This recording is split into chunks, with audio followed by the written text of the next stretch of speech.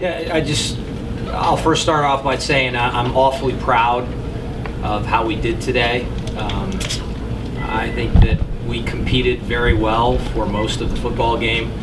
It was nice to see some of the plays that we made in all three phases of the game. That being said, I tip my hat to Coach Stitt and his program.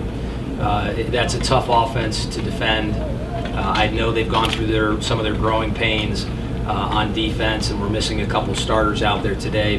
But physically, that was a tough football game, and I think that showed in the second half. And unfortunately for us, as we lost control, I don't know if we ever really had control of the line of scrimmage on offense, but we at least had fought it to maybe a standstill, and we were hanging in there.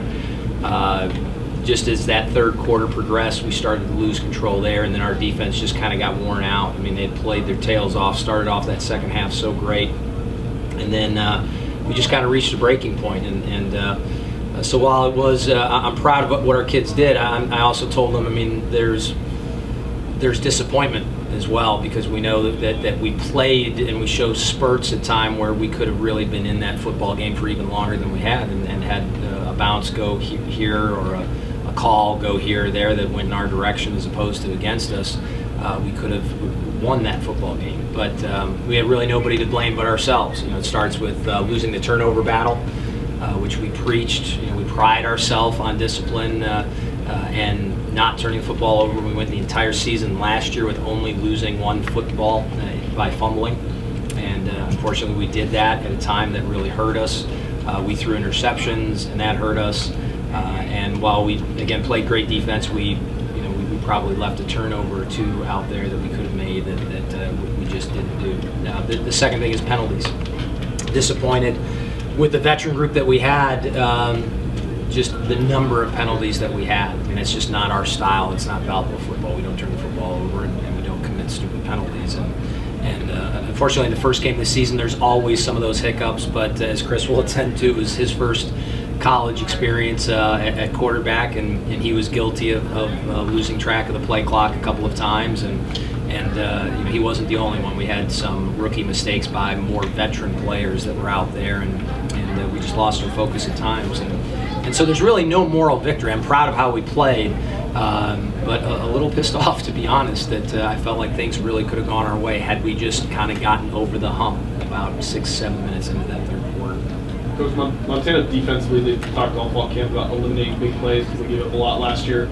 You guys were able to get quite a few of them through the air. Is that something that you saw from tape from last year? Well, yeah, sure. I mean, it was pretty obvious to anybody. I mean, they were the opposite of bend but don't break. I mean, they're in your face. They force a lot of 3-and-outs. They got after a lot of teams, and unfortunately, that's when you are put that many people up on the line of scrimmage or are that aggressive, you've got single coverage, and there's a lot of really good wide receivers in the Big Sky Conference, and unfortunately they did. I mean, it was obvious to everybody. They gave up a number of big plays a year ago. So yeah, it was obvious early on. I mean, they did change considerably, and we slowly adapted to that on our offensive calls and with what we did, and unfortunately they still had a couple of coverage breakdowns, which I'm sure that they're going to have to go back and address, and I think we got maybe at least one cheap deep ball because of what looked to be a miscommunication out there in terms of coverage, and we were guilty of at least one or two of those ourselves. So I'm not going to overly criticize them. We certainly made our mistakes coverage-wise as well. But yeah, we were fortunate. We did go in with the mindset that we needed to make big plays. We did make a bunch, but certainly not enough to win the football game.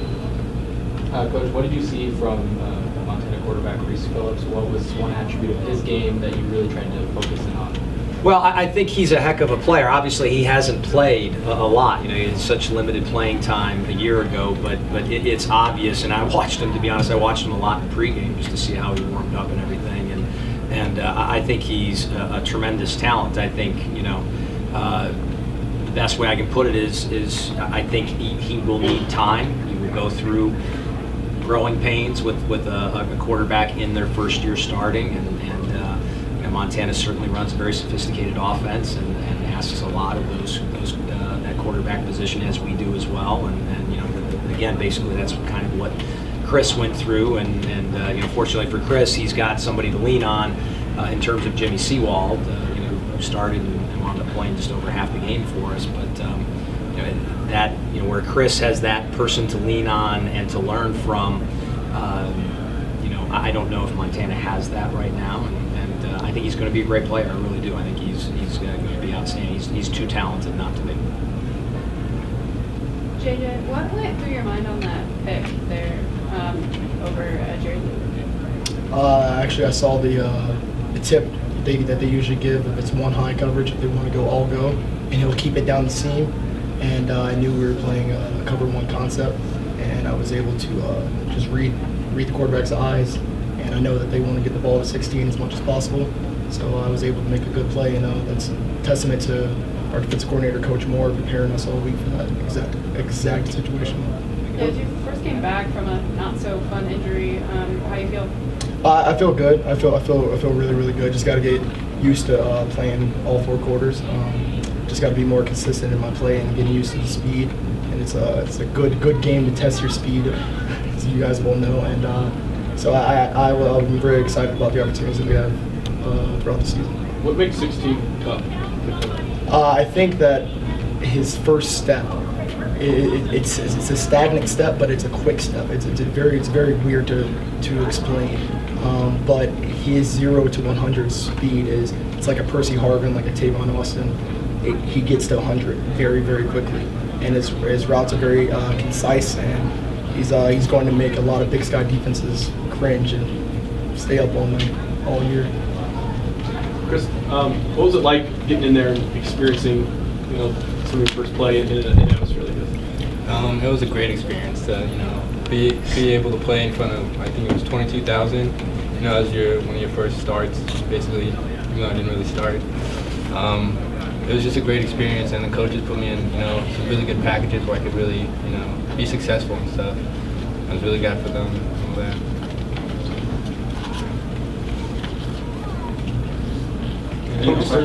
Coach, was there anything in particular different that they threw at you that you didn't see by watching like last year? Oh, certainly, yeah. Particularly in terms of what they did defensively. Yeah, it's a big change in terms of, I think, philosophically, and they do some really good things. They've got some really good ideas, as in anything, and I'm a firm believer in this. When you change styles, it takes a while to adapt, and it takes a while to get comfortable, and I think that that's probably what resulted in some of the big plays that we were able to get offensively. Was just I think a defense that maybe just hasn't gelled yet. I mean, they did some really nice things and things that we hadn't prepared for, and that in addition to just losing the line of scrimmage and just getting physically beat up front, linebackers and D-line versus our tight ends and offensive line. I think that was two things that really swung the game in their favor.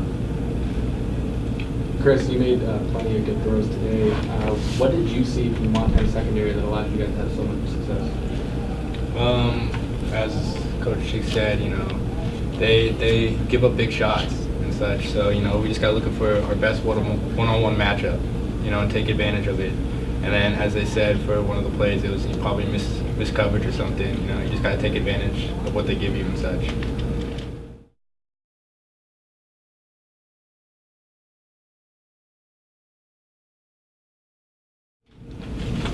All right, guys, if you can lean close to your microphones just because they get better audio that way. Coach, we'll start with you. As we were talking about on the way up here, a really solid first game from an opponent that was pretty good in the end. They came out and showed you a lot of different looks, and they had some real good athletes on their team too. So a lot of your takeaways from a learning experience for your guys.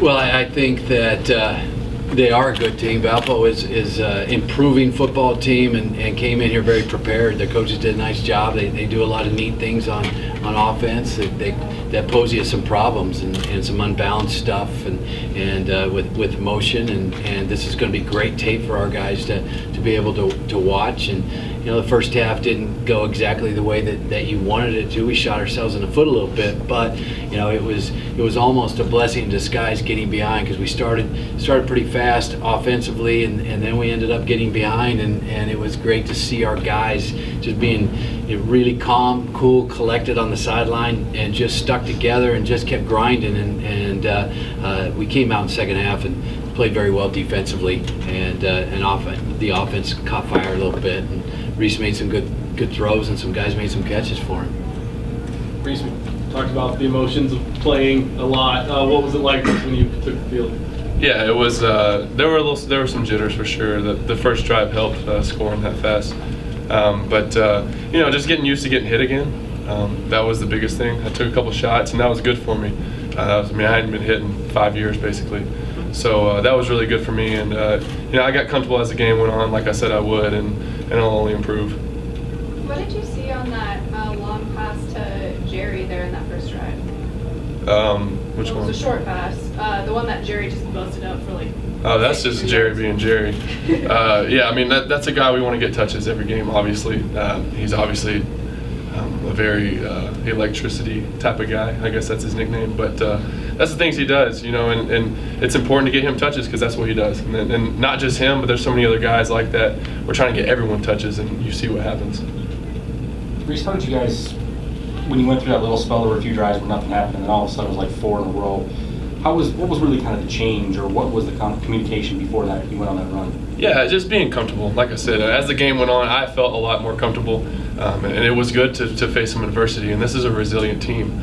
It never felt like we were down. We were fine. We were okay. We knew it. We were just shooting ourselves in the foot, and that's a first game type of thing that happens a lot. So, and you see as we went on, that's what we are. That's what we are when we start scoring a lot and scoring quick like that. That's what we can do, and it's exciting because we played really well, but we can play so much better, and that's what's encouraging.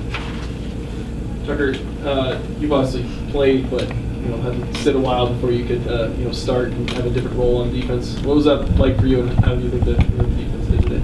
Honestly, for me, it wasn't a big deal or anything. I just prepared the way I always prepare, and when I played, that's honestly how I see it. The defense obviously played really well, especially our D-line, I would say. Not just saying that because I'm part of the D-line, but my teammates really up front did well. And across the board we played well, so I was happy about that. Walk me through you were able to get a strip there at the end, and then you also fell on it. Just walk me through that play. Yeah, I was just playing my gap, and I happened to get in position to make a tackle, and honestly, my hand just kind of came on the ball, pulled it out, and it landed right at my feet, and I fell on it. And that was all there was to it. Coach, other than just a few big plays against the defense, they didn't give up long drives, but maybe kind of bounce out of like how, what did you see on a couple of those big ones that Valpo was able to get?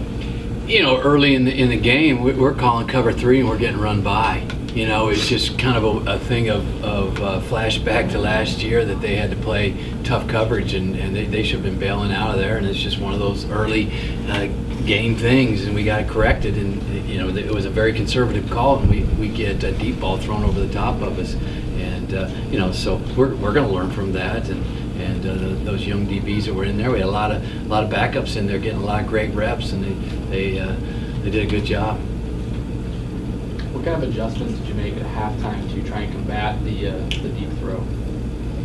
Just getting a back pedal. When you're cover 3, you got to bail out. Nothing gets thrown over the top of you, and so that I'm sure Coach Seymour had a lot of words with their the secondary and got it corrected, and it's one of those things. You work for 3 weeks with guys and they're doing it perfect, and then you get in the game and they don't. That's just, it's great for them to get these reps so they can calm down and just and execute the play that's called, the defense that's called. Coach, there was a stretch in the second half where Reese was 6 plays and 3 touchdowns. So along those lines, in the halftime locker room, what did you talk about to the offense about kind of getting to second gear in the second half? We just talked about some things that we liked that we wanted to go to, but we're just going to keep doing the same stuff because we knew that we probably should have had 2 or 3 more scores in the first half, and if we just keep doing what we're doing offensively, the plays are going to come, the catches are going to come, and they did. Can't panic in those situations. Reese, when you said you hadn't gotten hit in a while, did that first one hurt a little bit on the football? Yeah, it did. And that's I learned the tough way. So I'll be going down from here on out.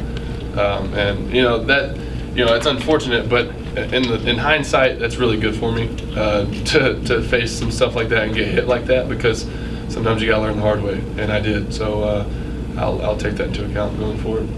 The play, I think the second touchdown to Jerry, kind of swung out, and then the defender kind of played it differently, so he threw it over the top. Just walk me through that play, and then why it just seemed. I mean, it was a small window, and you just seemed comfortable at that point. Yeah, we my first look was Calhoun on that, and they kind of dropped out, and it was a little muddy, and Jerry did a great job of flipping his defender, and his eyes weren't on. I mean, his eyes were on me more than anything, and he just didn't know where he was at, and and that's what we practice a lot is, and they don't know where the ball's at, put it up, our guys will make a play, and that's what happened. What do you think the offensive line played? Oh, great! I mean, absolutely great. Those guys are solid, very solid. Coach, I gotta ask, the MVP of the special teams, Eric Williams, had some incredible punts today. Talk about his game today. Eric had a great day, over 50-yard average, and that last punt, I told the team, I don't know if I've ever seen a better punt than that, because you've seen a lot of long punts, on TV, and they end up going in the end zone or whatever, but for that to stop on the 1 yard line, that was incredible, and I thought the special teams played very, very solid. And everybody wants to talk about kickers when they're not very good, and we should talk about them today because they were very good. And Brandon kicked his field goal and came through on that and got all the extra points and just all the way around special teams was solid. We'll continue to get better and grow there. But first game it was great for those guys. How important is that to have solid special teams when you're still kind of trying to figure things out on offense and defense? The special teams are solid. I don't know what we're figuring out on offense and defense. We just scored 45 points, and we're 5 for 5 in the red zone, and we had a tip pass that should have been a touchdown, and just a few things that didn't go right, but it was a pretty good day offensively and defensively. We missed a couple calls. The guys were having a tough time it's communicating, but those are quick fixes, and until they got the long one later in the game in the second half, they really had nothing on defense, so we weren't figuring anything out. We had it figured out.